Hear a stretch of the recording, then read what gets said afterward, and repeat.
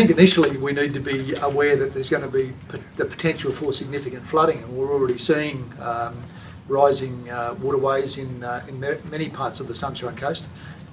We'll see some communities cut off as a consequence of that. People have been urged over the last couple of days to make preparations in terms of food, water and the like.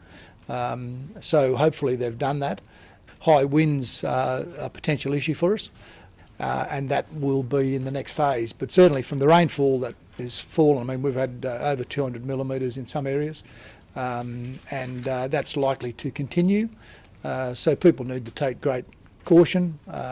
Mothers and fathers need to keep a very good eye on where their kids are and keep them out of water holes and the like, because that could be extremely dangerous. And the emergency services really are stretched as far as they can now, so things that can be avoided just shouldn't happen. Typically, as has been indicated on some of our mapping, there are areas around Yurumba, around Maroochydore, around Kawana, down around Golden Beach, certainly over the range out into Kenilworth. I mean, people need to remember that right across the Sunshine Coast we have 5 rivers rise here, 2 to the west and 3 to the east. So that brings significant volumes of water down off the range, and with the sort of falls we've had, that's an expectation that people need to prepare for. But certainly people who live and have experienced flooding in those areas in the past would be well aware of how dangerous they can be and should avoid them. We have had the erosion of sand on some of our key beaches, and that's likely to continue. I mean, we haven't had the real impact of the strong winds yet, and that will depend on the track the cyclone takes.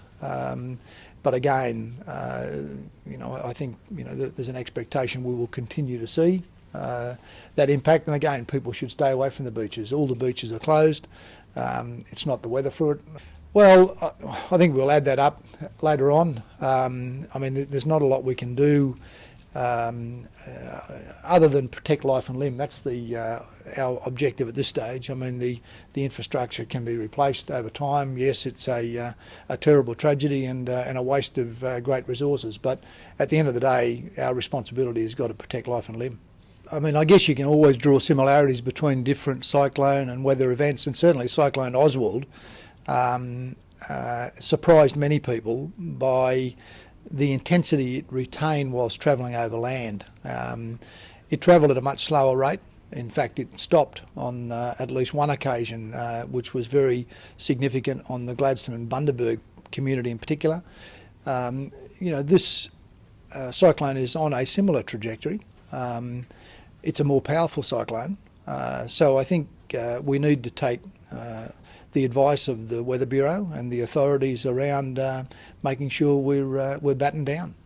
Well, I'd urge people against being complacent. There's no point taking risks.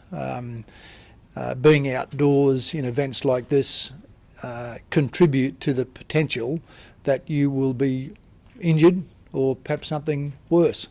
So if you haven't got to be outside, then be inside. This is only the beginning of the storm as far as we're concerned. Our Queensland colleagues to the north, in and around central Queensland, are having to deal with it now. Clearly as that picture emerges as to the damage or the rainfall that has occurred, we can take draw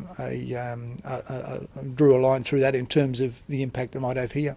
Our disaster management group is planning to be very active over the next 48 hours. Look, it depends on the movement, whether it speeds up, slows down, but certainly I would think tomorrow afternoon, evening, perhaps through to Sunday morning could be a challenging time here.